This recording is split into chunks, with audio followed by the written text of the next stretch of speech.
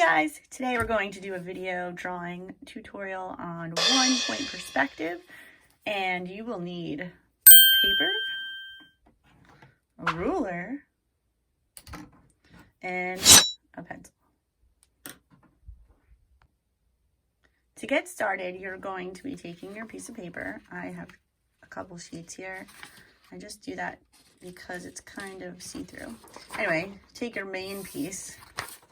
Those are kind of unnecessary. I just like to draw on a couple sheets for flat padding. I want you to match your corners and fold your center. Open it up. This is going to become your horizon line. In the center of your horizon line, or towards the center, I want you to start with a little dot. If you want to measure, this is just printer paper, so it's 8.5 by 11 inches long. Take a ruler and you can measure it, or a little trick, if you're too lazy to measure, which I usually am, I like to just fold the paper the opposite direction and make a tiny little pinch crease. Don't fold it all the way, and that will show you the center of your paper. It's a little art hack for you. You can put a little dot there, and that is going to be your vanishing point. Next, I want you to take, if you don't have a ruler, you can use anything that is a straight edge, like a piece of cardboard or a book. I want you to take that straight edge or your ruler and draw a light line across your horizon line and through your vanishing point. Mine is a little off. It doesn't matter, it's fine. I mean, it doesn't have to be perfect. So we're going to turn this into a landscape picture with a road that jets down the middle, and it's pretty cool. So here's what you're going to do next. Take your ruler and match up with your vanishing point and the bottom corners of the paper. So make sure it's matched in both spots, and then hold the ruler in the center. I often see kids hold the ruler at one end. I'll do this with the eraser so you can see. And then when they go to draw, the ruler slides. Another mistake that I see kids making often is they put their fingers over the edge, and then when they go to draw, they get these finger bumps on the paper. So to avoid that, put your hand in the middle, spread your fingers out, and press pretty hard so that the ruler doesn't move. And you can draw your line. That is called an orthogonal line. Big word. And you're going to do your other line from the center out to the corner. And this is going to become our road. The next thing you're going to do is we're going to make some lines down the center of the road, and they're going to start getting smaller and smaller and smaller until they reach the vanishing point where they would actually vanish. So you want to think of your vanishing point like the edge of the world. So imagine you're on a beach looking out and you see a boat, and the boat is sailing away. And once you see it hit a certain point, it disappears. It actually doesn't disappear. The boat's not getting smaller, but your vision is kind of tricking you. And as something goes back in the distance, it appears to get smaller and smaller and smaller. Like these dots I'm making are getting smaller. So that's how I'm going to start my road. Next, you can start adding some details to your picture. So imagine this is like a desert road, and what's going to happen back there, as I always say, the easiest thing to make for a background is mountains. So you can either split the mountains and the road can drive between them, or you can make a tunnel, which kids usually like to do because it's more fun. I just want to make sure that you're doing your mountains correctly. So I'm going to show you a little bit about mountains. All right. Here's what I usually see kids do for mountains. I call them shark tooth mountains. They're just like big spikes, and they look like shark's teeth.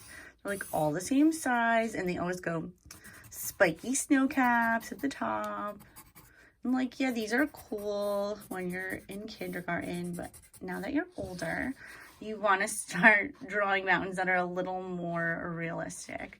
So stay away from shark tooth mountains, and I want you to get your mountains to look a little more realistic by changing the size. So you're going to vary the size of your mountains, and you're not going to make them so super pointy. So you kind of start sketching up. You don't have to do it exactly like this, but mountains are more wide and they kind of are uneven. So like one side might be straight and one side might be curved, and they would start overlapping. Like you would kind of see one mountain forming from behind another mountain, and you can start from wherever you like. You don't always have to work from left to right, like when you're writing a paragraph. Art is a little different. And because I'm fun, I'm going to totally do the tunnel. I also grew up watching Roadrunner, so this is a total Roadrunner background. So if my car was going to drive through here, it's definitely going to go through that tunnel, because that would be so much more fun. If you want to add a little extra mountain here and there, you can. Looks kind of cool. Maybe I'll do another one here. And there's your mountain background. So in order to make this a little more interesting, we're going to add some details. And then if you like, you can color it. So let's talk about the sun and clouds. When I see kids draw, they usually put the sun in one of the corners like this. And then the sun usually has these like spiked rays, and it kind of looks like a spider. Not even a good spider, just like, I don't know. The sun isn't always in the corner of your view. When you're outdoors, the sun isn't always in the corner. Sometimes it's not even in your view at all. Sometimes it's behind you. Sometimes it's really far away. Sometimes it's behind a cloud. So there are many ways to do suns, and I'm going to show you the most popular thing that kids usually do is a sunrise, because if we're doing kind of an idealistic landscape, maybe the sun is like big and rising up over the mountains. Now this is a little bit overdone and cliche, but it also looks really cool. If you like, you can do rays coming out all the way to the edge, or you can add clouds. So the clouds you want to do, the easier clouds to do are like I call them the Super Mario clouds, where you do a straight line and then you kind of bump up like you're going upstairs, and it gets to a taller point and then it goes down. Now these are not realistic in any way, but they look pretty cool and they take a little bit of skill. You can also do like a graffiti style cloud. These are a little more difficult. They do the same thing where they kind of bump down like stairs, but then the edges either come out like this and wave underneath. Sometimes kids make them curl. That would be more of like a Japanese cartoon style. I call those mustache clouds. Or you can do kind of like, these are, I think, a little more difficult, like a misty cloud. And you would do a bunch of those. I don't really know how to explain those, but they're just kind of free form and they get shorter at the edges. Sometimes they have a little more shape to them. Yeah, that one's kind of hard. I don't know. This is like level 1, next level, super expert. It's up to you. But what I don't want to see, I don't want to see these. They're terrible. Don't do them. So going back to my picture, I'm going to start adding some clouds. What I'm going to do is show you a trick for atmospheric perspective. You're going to make your larger clouds towards the top of your page. And then as your clouds come down towards the mountains, they're going to get smaller, and that will give you more of the illusion of space.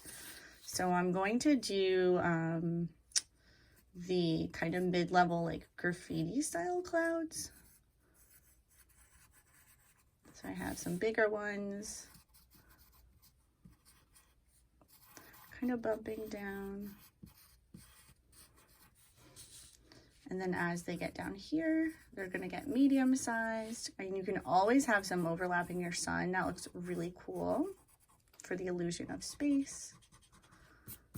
And you wanna make sure that you have some things going off the page. Some like really tiny ones down here. There, looks pretty interesting. It's already starting to look really good. So next, there's some details you can add. I'm going to throw it in a time lapse and show you some options. And of course you can add your own things. One thing that I usually suggest not to add, believe it or not, is a car, because it kind of just takes away from the whole picture. And drawing a car reverse perspective going down towards this tunnel is actually a whole nother lesson. But some things you can add are a road sign, like some animals crossing the road. The road sign could be like, welcome to, and then you name your town that the car would be going to. You could do like an animal crossing sign and then draw the animals crossing the road. It could be a warning, it could be a speed limit sign. So there's like a million things you can add. You can also add grass that's like bigger over here and then gets tiny as it goes back. And those are some things. So I'm gonna throw it in a time lapse and let's see how this turns out.